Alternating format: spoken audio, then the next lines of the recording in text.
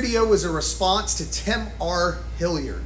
His question is from my video, Is Karate Effective for Self-Defense? Part 2.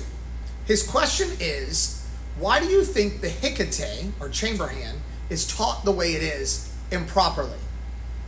You give an example as a way to generate power, for instance. Why is that wrong? Is it because of the taboo that was originally teaching Westerners Asian martial arts? Maybe they didn't want to give away the real secrets to make it work. This question was so good that I decided to make a video to answer it. First, the Hikite had already been ingrained in karate and in kata way before it was being taught to Westerners, so I don't really think that is the answer.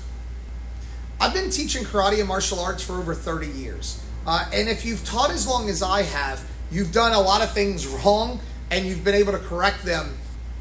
I think that when karate underwent the transition from one-on-one teaching to group classes, the teachers had to change the way they taught karate. And during this process, the Hikite became stagnant. We need to remember that karate was originally made for close-in fighting, not the modern-day karate sparring that we see in karate tournaments and whatnot.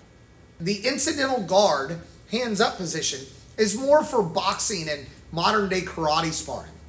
Close-in fighting demands more active hands, hand fighting, and that's what kata is made for. Sensitivity drills, for example. But the old masters were trying to teach large groups. They weren't used to that, and it was really difficult. One-on-one training and teaching is easy, but when you teach a kata or a drill to a large group, you're correcting several students at a time.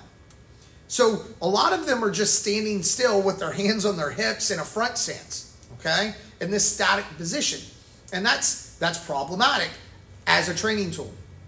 The front stance is the same way. The back stance, the horse stance, no one fights in those stances. Those stances are a moment in time. You quickly move through them. You don't stay in them. But the old masters needed to teach it from a static position so the students could learn what it felt like.